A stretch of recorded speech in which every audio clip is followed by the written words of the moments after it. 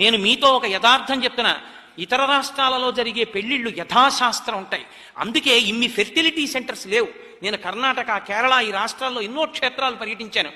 Fertility centres ఇన్ని కనపడవు. ఆంధ్రదేశంలో ఇవాళ ఇన్ని ఫెర్టిలిటీ సెంటర్స్, సంతాన సాఫల్య కేంద్రాలు, పిల్లలు లేకపోవడాలు ఎందుకు వచ్చిందో తెలుసా? వివాహ క్రతువు భ్రష్టు పట్టడం వల్ల.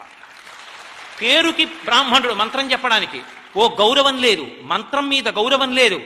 పెళ్లి చేసుకునేటప్పుడు అర్థం పర్థం లేకుండా నురగలు కొట్టుకోవడం, అసహ్యకరమైన పదార్థాలు తలల మీద పోసుకోవడం, ఎంతసేపు వీడియో పిచ్చి, కెమెరా పిచ్చి. బ్రాహ్మణ కుటుంబాల్లో పుట్టినటువంటి దౌర్భాగ్యులు కూడా చొక్కాలు బనీన్లు విప్పి ఉత్తరీయం వేసుకుని కన్యాదానం చేసుకోరు. కన్యాదాత చొక్కా బనీనిప్పడు, కన్యాదానం పుచ్చుకునేవాడు చొక్కా బనీనిప్పడు.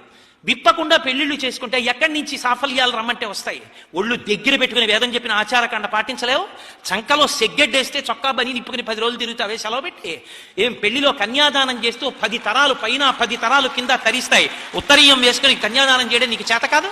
ఏ చొక్కా బని నిన్ను ధరిస్తాయా, నీ ముందు తరాల వాళ్ళను ధరిస్తాయా? ఎందుకు వేసు కన్యాదానం చేస్తావు? అడిగేవాడు లేడనా? పరమాచార్య స్వామి శరీరం విడిచిపెట్టారనే. కాబట్టి శాస్త్రము మీద మక్కువ అంటే మక్కువ. Download ShareChat.